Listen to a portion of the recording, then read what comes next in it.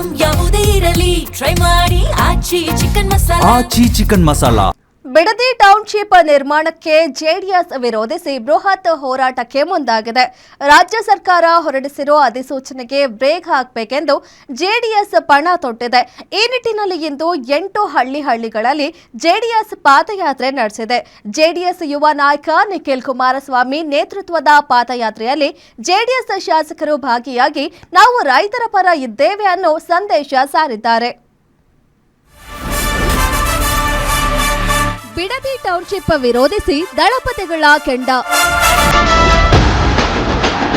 ರೈತರ ಪರ ಜೆಡಿಎಸ್ ನಿಖಿಲ್ ನೇತೃತ್ವದಲ್ಲಿ ಪಾದಯಾತ್ರೆ.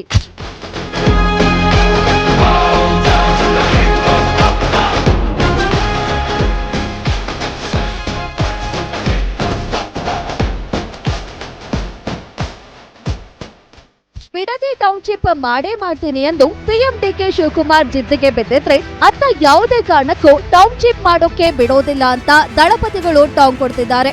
ಆದ್ರಿಂದ ಇಂದು ಬಿಡದಿ ಅಖಾಡಕ್ಕೆ ಇಳಿದು ಸರ್ಕಾರದ ನಿರ್ಧಾರದ ವಿರುದ್ಧವಾಗಿ ಪ್ರತಿಭಟನೆ ನಡೆಸಿದ್ರು.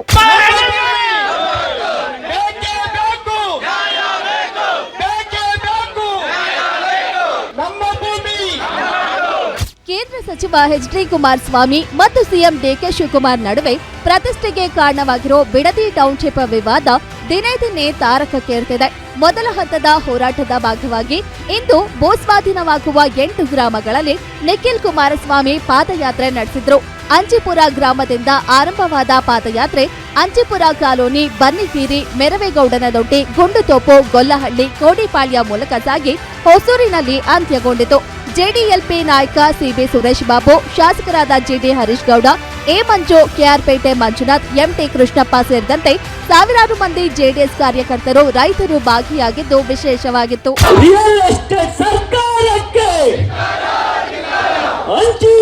ರೈತರ ಜಮೀನನ್ನು ಕಿತ್ತುಕೊಳ್ಳುವಂತ ಡಿಕೆ ಶಿವಕುಮಾರ್ ಸರ್ಕಾರಕ್ಕೆ.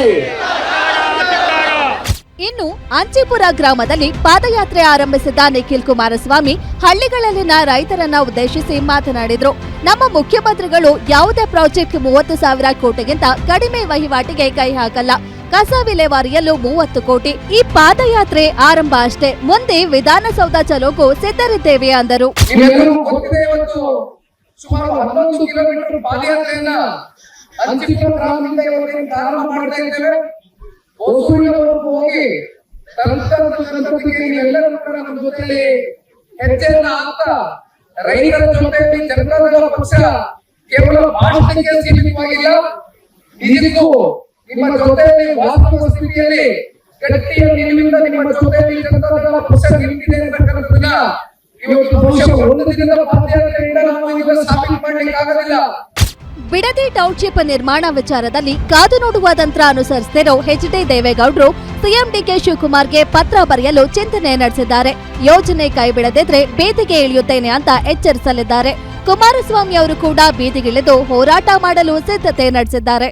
ಆದ್ದರಿಂದ ಇವತ್ತು ದೇವೇಗೌಡರು ಕೂಡ ಇದಕ್ಕೆ ಮುಖ್ಯಮಂತ್ರಿಗಳಿಗೆ ಪತ್ರ ಬರೆದಿದ್ದಾರೆ. ನಮ್ಮ ರೈತರನ್ನ ರೈತರನ್ನ ಯಾರನ್ನೂ ಕೂಡ ಭೂಮಿಯನ್ನ ಕಳ್ಕೊಬಾರ್ದು ಅಂತ. ಒಟ್ನಲ್ಲಿ ಡಿಕೆ ಬ್ರದರ್ಸ್ ವಿರುದ್ಧ ಸಮರ ಸಾರಿರುವ ದಳಪತಿಗಳು ನಾನಾ ನೀನ ಎಂಬ ಹಂತಕ್ಕೆ ಹೋರಾಟಕ್ಕೆ ಧುಮುಕಿದ್ದಾರೆ. ಇವತ್ತು ಮೊದಲ ಹಂತದ ಹೋರಾಟ ಮುಗಿದಿದ್ದು ಶೀಘ್ರದಲ್ಲೇ 2ನೇ ಹಂತದ ಹೋರಾಟ ಬೈರಮಂಗಲದಿಂದ ಆರಂಭ ಮಾಡಲು ಚಿಂತನೆ ನಡೆಸಿದ್ದಾರೆ. Durgesh Naik, political bureau, guarantee news, Bengaluru.